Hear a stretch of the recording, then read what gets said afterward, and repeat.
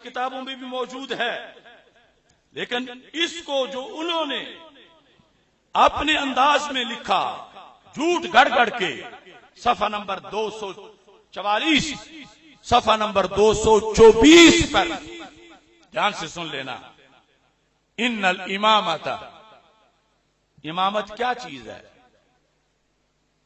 ہمارے نزدیک تو امامت بمعنی خلافت، ہم ائمہ اہل بیت سیمینار کر چکے ہیں، اور امامت بمعنی مقتدی فی الدین، محبوبیت۔ ان کے نزدیک یہ جو کہتے ہیں 12 امام، ان کی جو اصطلاح ہے، ان 12 اماموں کو یہ 12 نبی مانتے ہیں۔ کہاں لکھا ہے؟ یہ 224 صفحے پہ کیا لکھا ہے؟ ان الامامت ہے منزلۃ الانبیاء، معاذ اللہ، کہ امامت درجہ انبیاء ہے، منزلہ انبیاء ہے۔ تو وہ انہوں نے بھول کے نہیں کہا تھا سیدہ فاطمہ رضی اللہ تعالی عنہا کے لیے ام الانبیاء، ان کا مذہب لکھا ہوا ہے، مگر جو سیدہ پاک کو ام الانبیاء کہے وہ مرزا قادیانی سے کتنا بڑا ملعون ہے۔ سیدہ طیبہ طاہرہ رضی اللہ تعالی عنہا ام الائمہ ہے، ام الائمہ، پاک اماموں کی ماں، ان کی عظیم والدہ، مگر وہ نبیوں کی ماں نہیں ہے، وہ تو آخری نبی کی شہزادی ہیں۔ کیا ختم نبوت اس کے بغیر بیان ہو جائے گی؟ یہ ختم نبوت کیوں چھپی ہوئی ہے؟ یہ رہزن ڈاکو لٹیرے ختم نبوت کے، ان کا محاسبہ کون کرے گا؟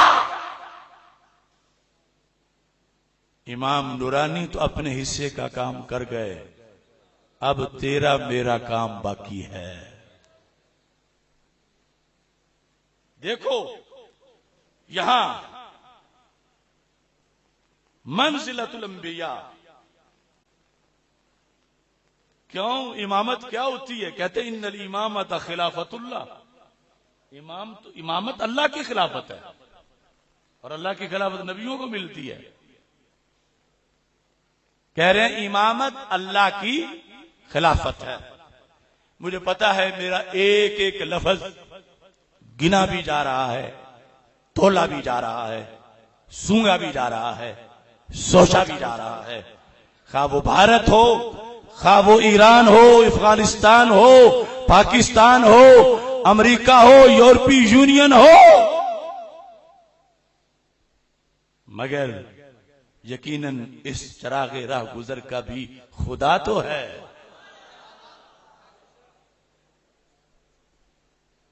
ہاں بات غلط نہیں ہوگی، بات جھوٹی نہیں ہوگی، سارے چیک کر لیں حوالے اپنے اور جواب دیں، اداروں والے بھی اور بازاروں والے بھی، درباروں والے بھی، یہ دیکھیں کن کے ساتھ تم جا کے گٹروں میں گرتے ہو، اس رفضی عبد القادر کے ساتھ۔ یہ مذہب ہے ان لوگوں کا، یہ ان کے بڑوں کا مذہب ہے، جس نے ایران سے جا کے چاٹا اور اس نے پھر اپنے پیٹ سے گند نکالا، اور آج چمچے کڑچھے جا کے وہاں چاٹ رہے ہیں، معاذ اللہ۔ کس فتنے کا رد کریں؟ برباد گلستان کرنے کو بس ایک ہی الو کافی ہے، ہر شاخ پہ الو بیٹھا ہو، انجام گلستان کیا ہوگا؟ اب دیکھیے اسی کے اندر یہ حوالہ بھی موجود ہے کہ امام اور نبی میں فرق کیا ہوتا ہے۔ ہو سکتا ہے جب میں یہ بات ہوگی تو وہ کہیں گے نہیں ہمارے نزدیک امام میں اور نبی میں فرق ہے، یہ الزام ہم پہ لگا رہے ہو، حالانکہ منزلۃ الانبیاء تو خود انہوں نے لکھا۔ اب فرق کیا ہے ان کے نزدیک؟ فرق نبوت کے بعد ہے، نبی مانتے ہیں پہلے، امام کو نبی مانتے ہیں اور پھر تھوڑا سا فرق بھی کرتے ہیں۔ یعنی یہ فکر تو تھی کہ کبھی پکڑے جائیں گے تو کوئی تھوڑا سا رستہ بنائے، اگرچہ وہ رستہ بند گلی کا ہی ہے۔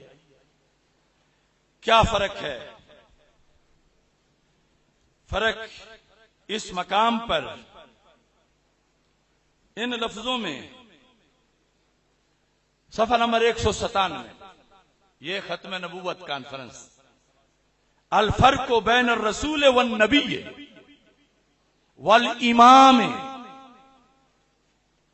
تین ذاتوں کے درمیان فرق، نبی کون ہوتا ہے، رسول کون ہوتا ہے، اور امام کون ہوتا ہے۔ فرق سنو، فرق میں کہتا ہے یہی کلینی کافی میں، اصول کافی میں کیا کہتا ہے؟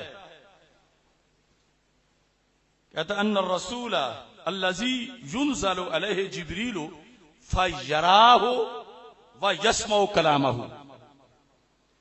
کہ رسول وہ ہوتا ہے کہ جب جبریل کو اس پر نازل کیا جائے تو رسول جبریل کو دیکھتا بھی ہے اور کلام سنتا بھی ہے۔ یہ رسول کا مقام انہوں نے بیان کیا۔ پھر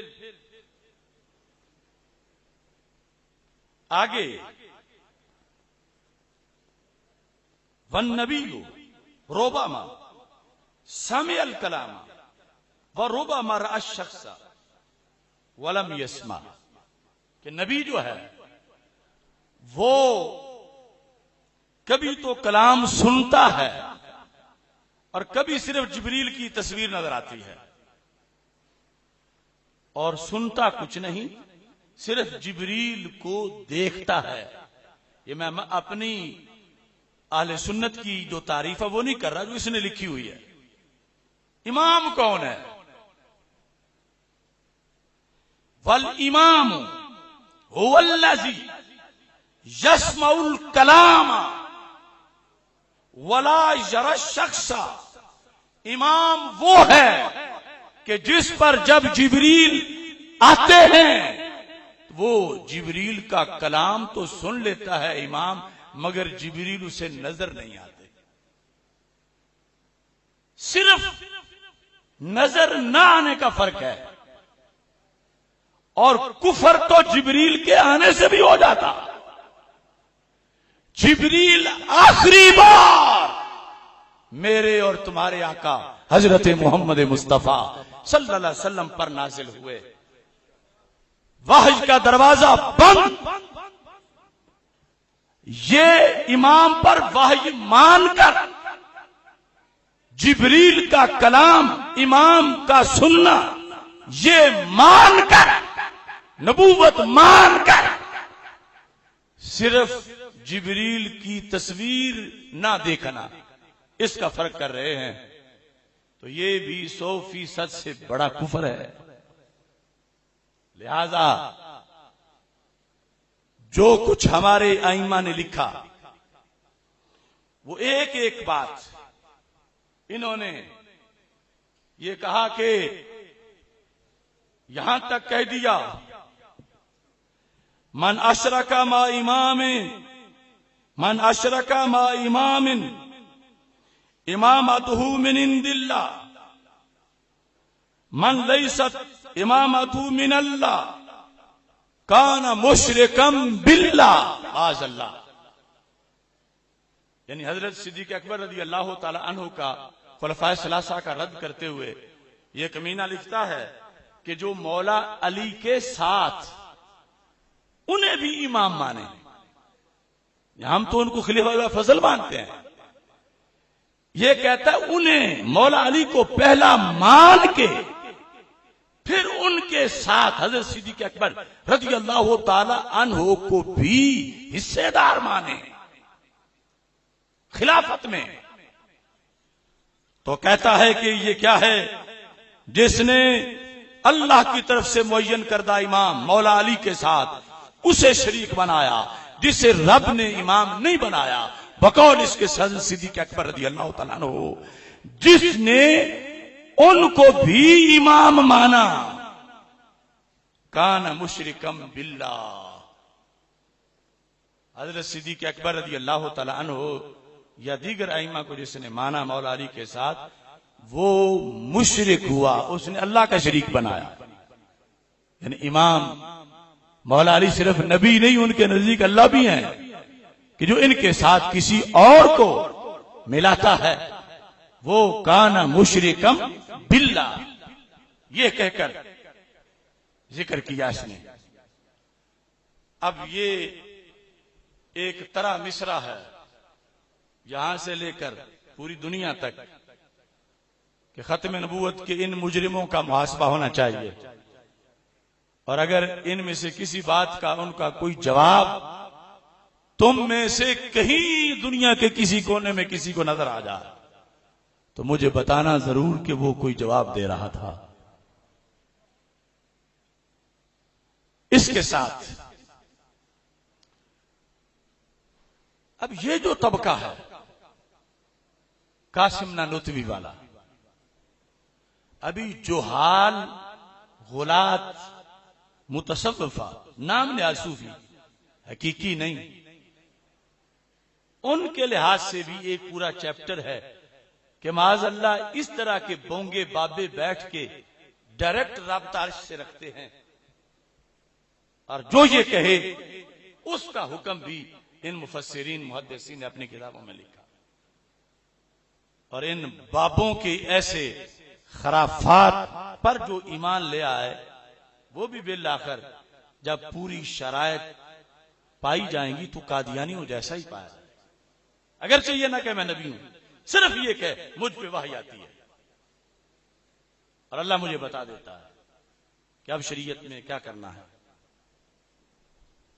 اب یہ ڈولا میر بھی کیا سادہ ہیں، بیمار ہوئے جس کے سبب اسی غدار کے لونڈے سے دوا لیتے ہیں۔ مفاہیم یاجب ان تصح اتنے ہیں، اتنے غلوطے لیڈروں کے، مفتیوں کے، خطیبوں کے جگر کلیجہ منہ کو آتا ہے کہ یہ کیا کیا بک گئے ہیں، کیا بکتے ہیں۔ یہ قاسم نانوتوی